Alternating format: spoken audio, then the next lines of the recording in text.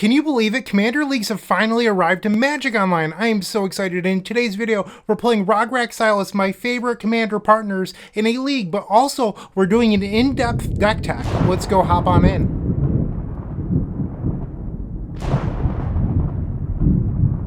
I am so excited today to be doing this deck tech and playing some online Commander. If you're unfamiliar, Roghrack Silas is arguably the best deck in cEDH that is competitive Elder Dragon Highlander. Today we're going to do an abbreviated deck tech, and if you're interested in a longer description, go check out my Mox Field where you can find the full deck list. And I would like to mention, they are a proud supporter of this channel. I'm a big fan of their resources. I mean, it's just an amazing tool. But here you'll see my deck list, and if you scroll down, you'll see the recent changes. So, Undercity Sewers, a land from Murders at Karlov Manor, is the only change in the last 4 months. And typically, you could find my changes in the primer, which I will show you now. So, whoops. All right, well, there it goes. You can see the changes here. You go to deck updates and then you jump down. Admittedly, I have not made a deck update yet for the Undercity Sewers, but it is on its way. The idea is that the opportunity cost for playing a land with Surveil is just so low, especially over the land that I cut, which is Gemstone Mine.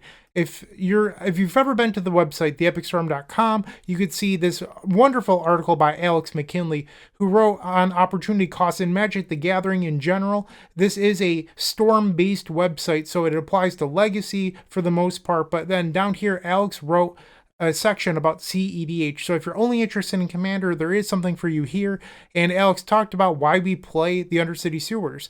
The TLDR is that having a bunch of tutors in your deck that give you a sculpt off of Surveil is just amazing. And having the option really gets you a long way. I was an early adopter of this land in Legacy, and while I've just top-8 SCG Philly, and I know that it's good in Commander. Today, hopefully I prove that to you a little bit. We'll be playing 3 games, because that's what an online Commander League is, and I'm sure the Undercity Sewers will turn up in those games. So that is the idea behind the Undercity Sewers. It's just having that card quality does really get you quite a bit. And the off chance that you draw it is so much lower than the ability to search for it with a Polluted Delta or Scalding Tarn or whatever. So we are playing Undercity Sewers today. And then if you go and look at the cEDH deck database, which is the site that has a bunch of, competitive EDH decks on there, you'll find that there's other decks other than mine on there. In fact, one that is really popular is Nadix. And Nadix is someone who taught me a lot when I was getting into playing Roghrack Silas. And one of the nice tools of Mox Field is you can directly compare deck lists. So the top here is my build, and the bottom is Nadix. So as you can see, we're 20 cards apart. That's a fifth of our decks that are different. We've sort of diverged on different paths here. Nadix likes playing what I would consider to be a smaller ball game with a lot more one-mana counterspells. So it's a more reactive strategy, where my strategy is a lot more proactive. So you'll see things like Concerted Defense, An Offer You Can't Refuse, Miscast, all these sorts of things that are really more reactive, and I don't think it plays to the strength of RogSi. And you'll see here, I do have cards like Force of Negation and Mindbreak Trap. That's because you need to guarantee your ability to untap in this format. You have to live through 3 other turn cycles. And when your best cards in your deck are things like Mystic Remora or Rhystic Study, you draw a lot of cards, and well, sometimes you just need to stay alive. So we are playing free counter magic instead. And then, that's sort of the big difference here. If you go and read my primer, I explain each and every card choice. So if you're interested in why I play Ancient Tomb or City of Traders, go read this primer. It has it all in there. So if you go in here and click card choices, and then wherever lands are, all the way down here, my microphone is blocking it. But I explain everything in here. You just have to go read the primer. I promise it's an amazing resource. Nadix has their own primer, so you're able to see theirs as well. And then someone I work pretty closely with is Zane Nair, who is a founder of formerly Eminence, now Top Deck GG. And Zane plays in a lot more Commander events than I do. And Zane and I play a pretty similar list. These are the difference. I'm on the top, Zane is on the bottom. So Zane is running a Mana Confluence over Mountain Doom, which is a trend that people have been playing or moving towards. I believe that Mountain Doom's cost is so low that you might as well play it.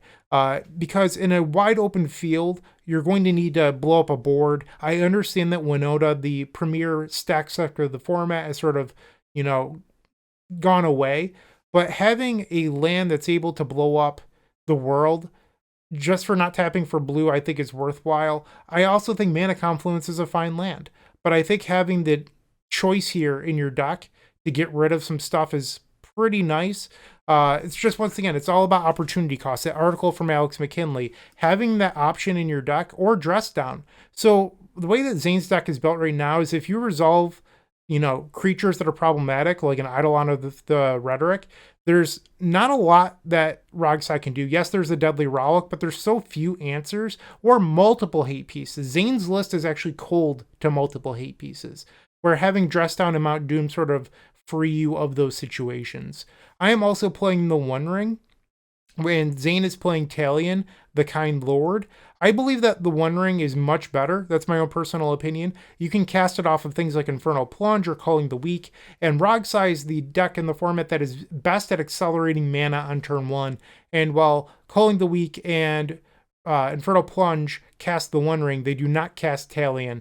And the One Ring, I was playing some fun games last night on Magic Online, just in the free commander queues, and I won 2 of my 3 matches, with 1 match win just being on the back of the One Ring alone. So I'm a huge fan of this. And then Swan Song. So Zane's list is even more aggressive than mine. When you compare to my deck list to Natix's deck list, I'm a lot more proactive.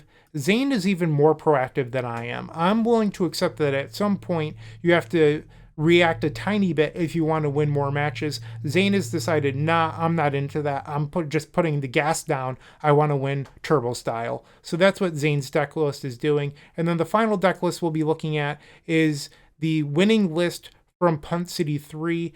Top is me, bottom is them. They've decided to go even further. They're playing Brainstorm and Grim Tutor. And Zane is really known for the grinding station. This is a contentious argument within the RogSi community. I don't believe the card is good. That's just the harsh truth of it. It is a card where if you have Underworld Breach and a free artifact, you're able to mill your library until you hit Dockside and win. But my belief is that when you have Underworld Breach, you're probably winning the game already. You don't need more cards to support it. And on its own, Grinding Station is next to useless. Yes, you could sacrifice it or another artifact and stop somebody's top deck tutor, but that is not really worth a card slot in your deck, and drawing it most of the time is fairly terrible. So I'm not interested in putting bad draws in my deck for on the off chance I have an Underworld Breach, because Underworld Breach is probably going to win on its own. That is what I believe. So those are the deck lists that we've compared today, and congrats to Tad, who won Punt City 3. That is my long deck tech. If you have any thoughts, comments, questions, suggestions, whatever, put those down below. I'll do my best to answer those, and I hope you enjoy the gameplay today. I'll see you in match number 1. Don't go anywhere.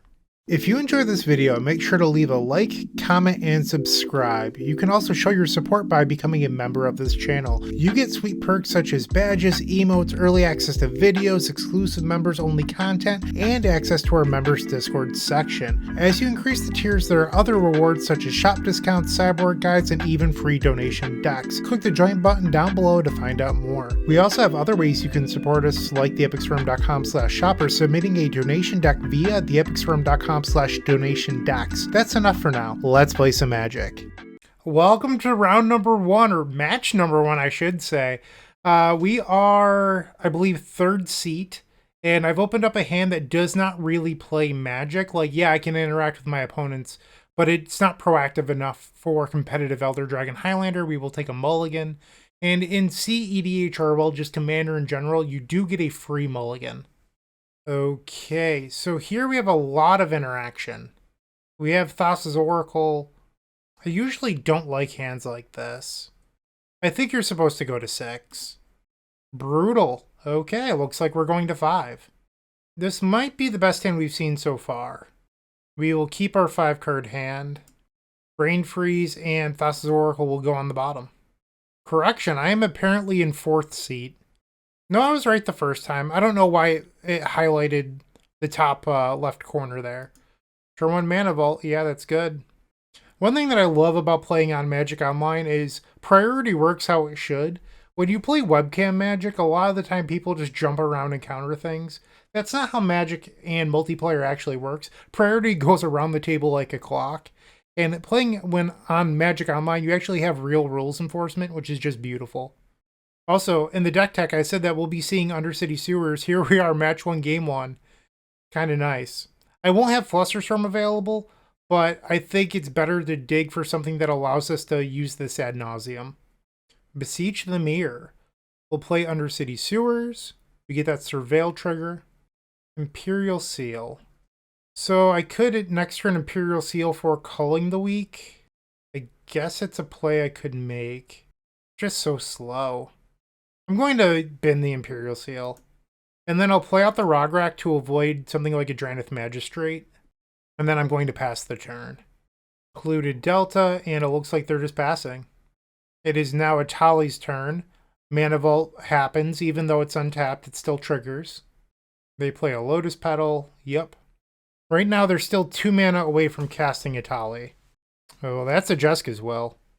It's worth noting, if I had left open Flusterstorm, I could counter this Jeska's Will, but there's certainly something about this where, on a mulligan to 5, I don't think I'd want to burn a Flusterstorm on Jeska's Will anyway, because we are so far in the back seat that if I'm willing to stop seat 1, seats 2 or 4 are likely to pull ahead.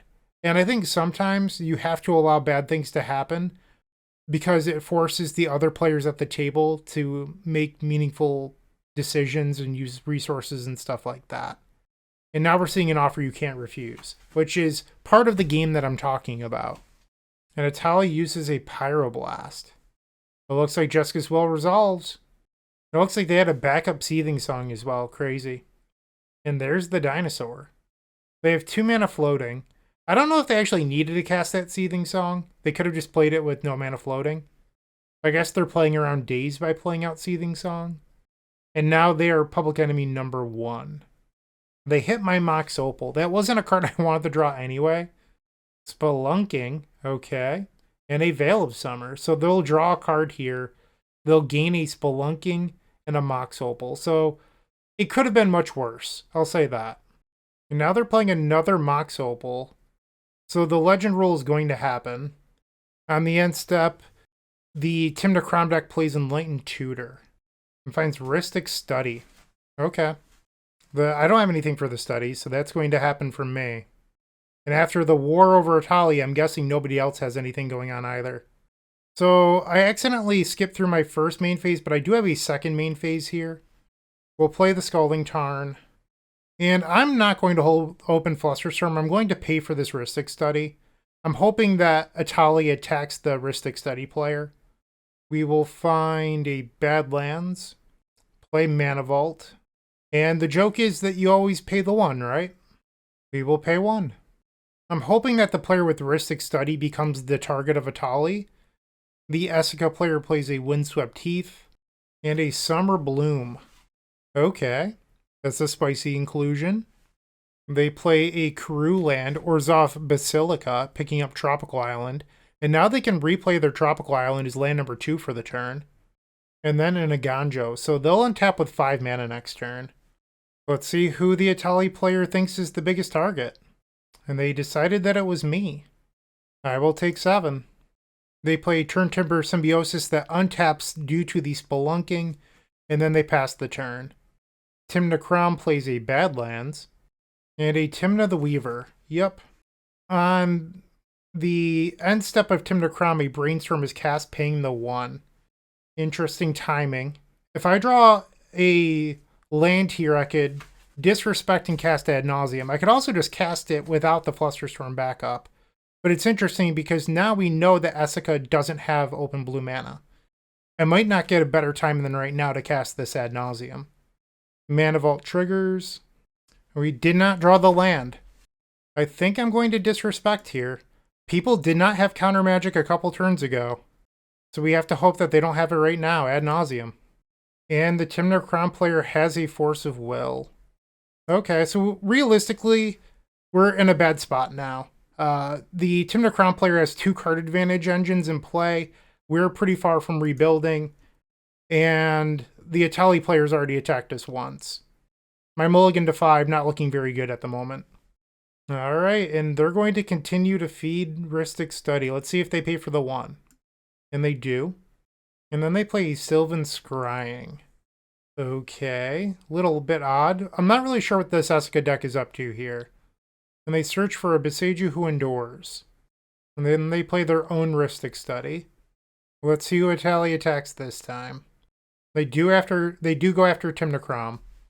And then they play a Kraum. Alright, so they have 3 card advantage engines on the table. T&K trying to pull away. They attack me with Kraum and Tymna at the Essica deck. I've been thinking about it, and I believe my best draw is Culling the Weak, which would allow me to cast Beseech the Mirror for Underworld Breach. Or Yawgmoth's Will. Yawgmoth's Will might even be better. Tymna Kraum up to 6 cards in hand. I cannot afford to untap my Mana Vault, so it will end up dealing me 1. I fall to 27 life, and I draw a Springleaf Drum. I'm pretty sure I can't afford to play the game of waiting through Rhystics. At this point, I just need to play into it. Not paying for any Rhystic Studies. And then we'll play Springleaf Drum. This does allow me blue mana for Flusterstorm, but I don't know how relevant that's going to be. After the Springleaf Drum resolves, I will pass the turn. Null Rod. That's awful for me. Come on. What are you doing to me here? Okay. Yep.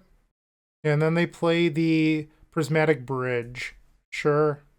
Etali plays Underworld Breach. That's interesting. They currently can't cast anything. I mean, I guess they could play Veil of Summer, but this Lotus Petal won't work due to the Null Rod. They don't have any red mana for the Juska's Will or Seething Song. I guess they could go land into Juska's Will and then flip Etali. They exile a Simian Spirit Guide, so Juska's Will incoming. It's somehow resolved. Holy moly! I was not expecting that to resolve. They have 13 red mana. So the Etali player didn't flip their creature on accident, I'm guessing? Because they had all that mana and they could have killed T&K here. In the chat, a couple people are saying how this is their practice getting into Magic Online. So maybe this game isn't perfect play, but I mean, it's a learning experience for all of us. So T&K starts off by attacking. They have 14 cards in hand. I would not be shocked if they found a way to win this turn. Make that 16 cards in hand after the Tymna trigger. And now we're seeing a Thassa's Oracle. I believe this is going to be the match. And Tainted Pact. And that's game number 1. So we lost the first one. There's still 2 more left to go. Hopefully we get those. Moxfield.com is the easiest way to build a Magic deck online. They support over 30 formats, including Legacy and many other Eternal formats. There are so many options to view decks the way that you want, from text view to individual cards, mana value, and even card price. There's also light mode and dark mode. My personal favorite feature is card tags. This way you can sort cards by function. Moxfield supports collection tracking, Scryfall search, decklist feedback, and so much more. Follow me on Moxfield.com so you can stay updated on all of my decks. Alright, the second match, and we're actually facing 3 of the same 4 people. Well, I guess I'm the 4th, but it's everybody except the original Tymna Kraum player. Yeah, this seems fine. We have turn 1 Witchclaw Talisman with swap back up. Yeah, let's try this. And the 4th player is on Talion, a Dimir deck with a lot of interaction. Our first draw is a Chain of Vapor. I would have liked another mana source instead, but beggars can't be choosers. We'll play the Mox Diamond. Discard Arid Mesa, Witchclaw Talisman. I suppose I could have played out Rograkh first so that way I could have SWAT up. That was probably the right move. In my head, I was thinking about Mindbreak Trap, but Deflecting SWAT could theoretically answer that as well, so I should have led on the Rograkh. Pass the turn. We see a Wild Growth. Sure. Essica just plays a Bloodstained Mire and passes. Mana Crypt, okay. And a turn 1 Rhystic Study. I can't answer that, so that's going to happen from my side. And then Essica casts Vampire Tutor in response. Yep. We draw Thassa's Oracle. Unfortunately, I need mana here. I'm going to activate Witchclaw Talisman. And I think in this game, Etali is going to be my friend, so I'm actually going to give it to the Etali player. So I could get Culling the Weak, but then my Deflecting SWAT is turned off. So Culling the Weak is the higher risk, bigger reward play. Otherwise, you take like the Coward's Play and you just grab like Ancient Tomb. And then you could like Chain of Vapor your own Wishclaw Talisman. And then next turn play the One Ring. I'm going to grab Calling the Weak. I think waiting a whole turn is going to be too slow. Sacrifice the Rograkh. Yes, I want to put it back in the command zone. And I'll play the One Ring. We wouldn't have had to take such a risky line if I had drawn some mana, but unfortunately we did not. And it says that our opponent's paying costs, so I'm guessing the One Ring is going to be countered. No, they let it go. Alright, so I will gain protection from everything. We'll draw a card. Looking for a land here. Soul Ring. Not the worst, we'll pass. Etali plays a Sylvan Library. Are they going to pay for the Rhystic Study? They do, and the library resolves. They're now passing, and we can see what the Essica player Vampiric tutored for. Exploration, okay. And then they play Dimir Aqueduct. I'm guessing they're going to pick up their Otawara. So they're a deck that likely isn't playing a whole lot of artifact acceleration, and instead they're leveraging exploration, Summer Bloom, things like that. They have their own Soul Ring. They've opened up on a lot of acceleration. Spellskite. Okay. Into Grafdigger's Cage. Yeah, you got it. All those cards and they didn't draw a second land? We draw a Talisman of Dominance for turn. Let's draw off the One Ring. Daze and a Ragavan. No lands is really awkward here. If I cast the Chain of Vapor, there's a Spellskite in play. But on top of that, somebody could bounce my One Ring. That said, if I Chain of Vapor the Rhystic Study, they're just going to redirect it to the Spellskite. I'll play the Soul Ring, and I don't think I'm going to pay. And then we'll play Talisman of Dominance, and I think I will pay for this one. You could also dash Ragavan, but I think having the permanent piece of artifact mana in play is better. The Etali deck plays a Chrome Mox and pays for the Rhystic Remora. I could just combine the names of those cards. Rhystic Study, sorry. I wonder what Rhystic Remora would do, though. Sounds pretty good. I might play it. They imprinted a Treasonous Ogre. Dockside Extortionist. They have a green mana floating. And they paid for the Rhystic Study. It's going to make a lot of mana. I cannot cast Daze because I don't have an island. It's going to make 10 treasure tokens. And now they're activating my Wishclaw Talisman. And they gave the Wishclaw Talisman to the person that has Null Rod in their deck. So I am now in a tough spot. And now they can make infinite mana with Temur Sabertooth. And they play a Pact of Negation. They currently can't pay for Pact of Negation, which is countered by a Red Elemental Blast.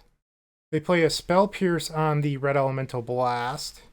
Another Pyroblast. Wow, they had double backup. Currently, if this deck was to clear, they could return Dockside but not recast it. They Mindbreak Trap. Okay. It looks like the Sabertooth will be countered, and then these spells will do their thing. And now they're playing a Cursed Mirror, which would copy the Dockside. So I think I would have to Chain of Vapor the Dockside here. Wow. It turns out that the Essica player had a Force of Will this whole time and just sat on it, the patience. So I could Chain of Vapor the Wishclaw Talisman here, but if the Essica player puts in Null Rod or a Null Rod effect, it's going to slow down the Talion deck, which I think is incredibly scary right now. They have 8 cards in hand still. They have a Spellskite and a bunch of mana. So I could always Chain of Vapor the Null Rod on my turn and then try to make a move from there, assuming that they even get it. They play a Boseiju Who Endures and Null Rod. Pretty much what I expected here. And they're paying for the Rhystic Study. Wow, and a Force of Will. The Talion deck just tons of interaction. I have to hope that the Talion deck can't win right now, and then I'm able to untap. They use Polluted Delta to search out a Watery Grave. So they have ad nauseum mana right now. They have 6 total mana and a Spellskite in play. I'm sort of hoping that it's just Talion pass.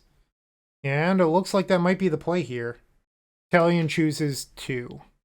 The One Ring, I'll lose a couple points of life here.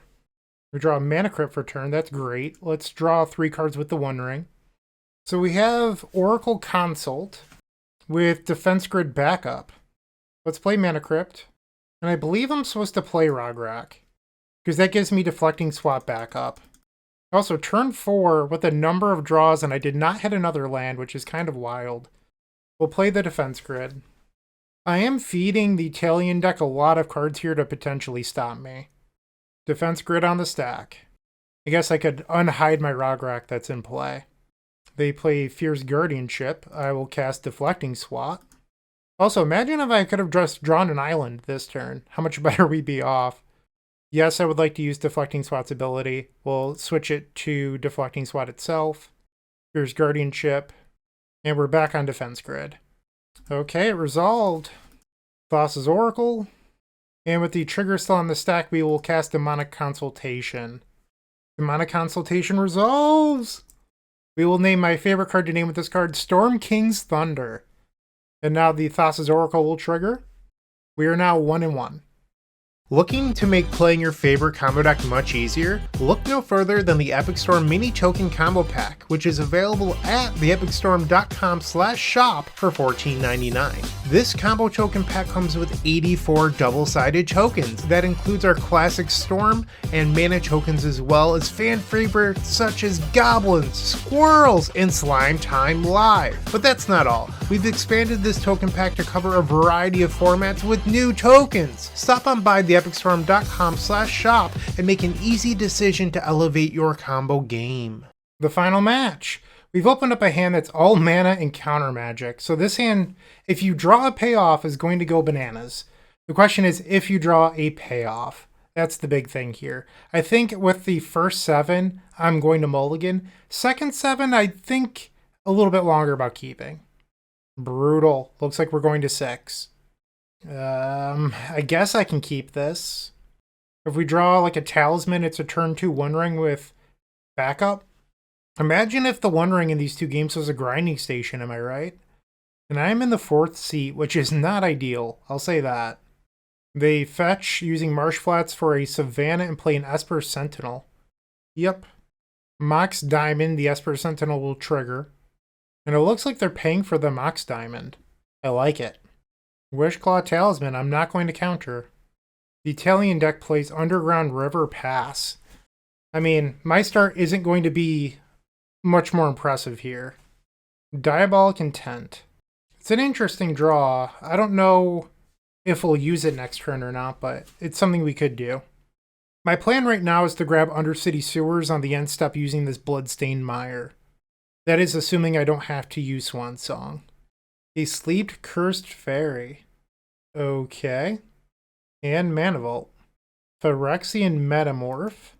They can copy their Esper Sentinel here. That's pretty interesting. Instead, they copy Wishclaw Talisman. I get attacked by the Esper Sentinel, I'll go to 39. And a Tymna the Weaver. Can't interact with that. They have 2 cards in their hand. They play City of Brass and an Arcane Signet. On the end step, we'll fetch and grab Undercity Sewers. Surveil. Come on, Mox Amber. Ad nauseum. I am so far away from casting this. I think I'm actually going to put it to the graveyard. We draw a Steam Vents. So we drew a land. So it's a turn 3 ring, but I'm not sure if that's going to be good enough.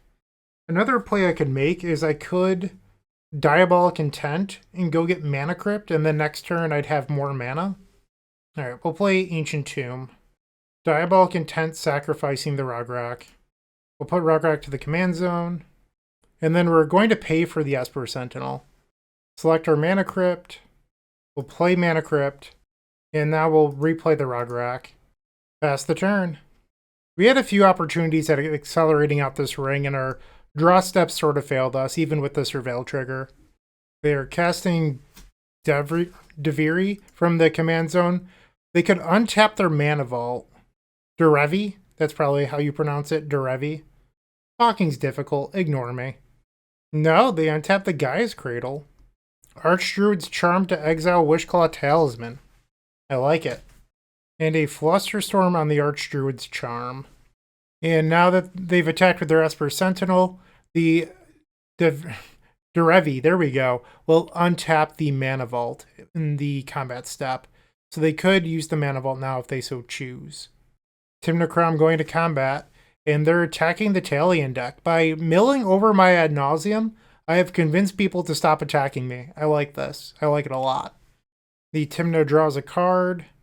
A Toxic Deluge for 3. I am not going to fight over this. It does mean I'm going to lose Deflecting SWAT. I guess I'll put Rograkh back in the command zone. Costs 4 mana now. And interesting, they killed their own Tymna. I mean, they had to get rid of the Durevi. There we go, I said it. And it's just a little shocking that that was the move. And Talion is being cast. I have no responses to Talion. Mana Crypt will flip on her upkeep. We're at 36 life. Tails has failed. Brain Freeze. Not a card I'm deeply interested in here. We'll play the One Ring. It is a blue card for this Force of Negation. The One Ring triggers. Let's draw a card. Otawara. Play Steam Vents. We'll play it tapped and just pass. Paying life underneath the One Ring does not work the way that you think it does. I would still lose 2 life if I played the Steam Vents untapped. But because Ancient Tomb is damage, I would not take damage off of the One Ring trigger. They play and activate a Scalding Tarn. And they floated a bunch of mana activating Wishclaw Talisman. In response, untapping the Wishclaw Talisman with Durevi. I don't know why I'm struggling so much to say that card name. Interesting that they gave the Wishclaw to the Italian player. Tymna Kraum activated Wishclaw, giving it to me! I love that. Dockside Extortionist, I cannot counter that one. I have 2 spells in hand that counter spells, but I cannot interact with a Dockside. This is going to be a lot of mana. Alright, so they made 6 treasures. They still have an untapped Gemstone Mine, so 7 mana total. Ad nauseum goes to Talion first. Goes to me. I don't think I'm supposed to allow this to resolve. I will attempt to cast a Swan Song. They Pact and Negation my Swan Song. Alright, we see a Force of Will on the Ad nauseum. Tainted Pact. My fear here is that I'm not going to live long enough.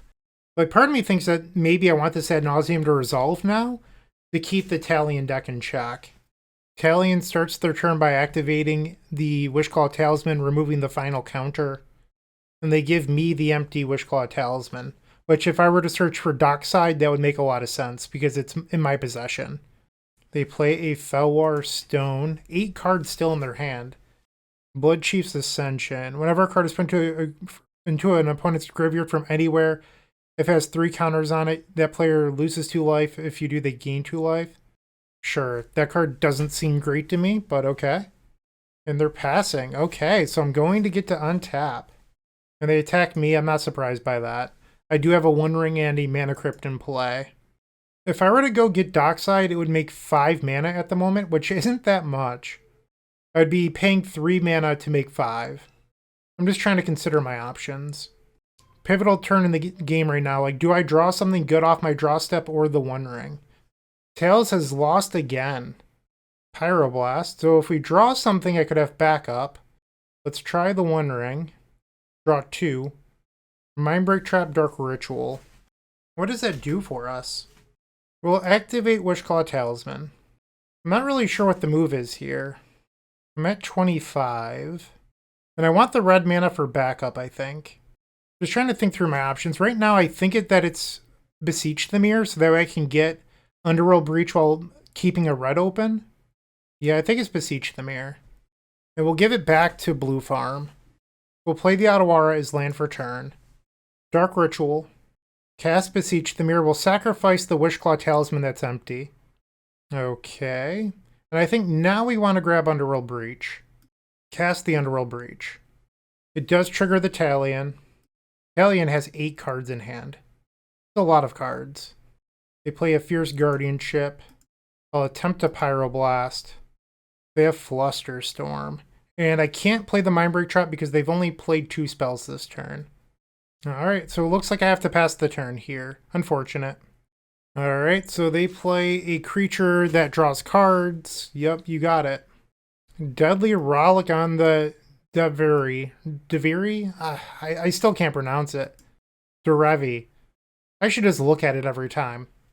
Now, Pact of Negation. So, Tymna Kraum has to go search out Dark Ritual here just to pay for the pack. So, essentially, they're going to time walk themselves here. And now they're going to pay for the Pact of Negation trigger. Talion untaps, 6 cards now in hand. I have to hope that my Force of Negation, Mind Break Trap are enough to allow me to untap here. They begin the turn by attacking probably me.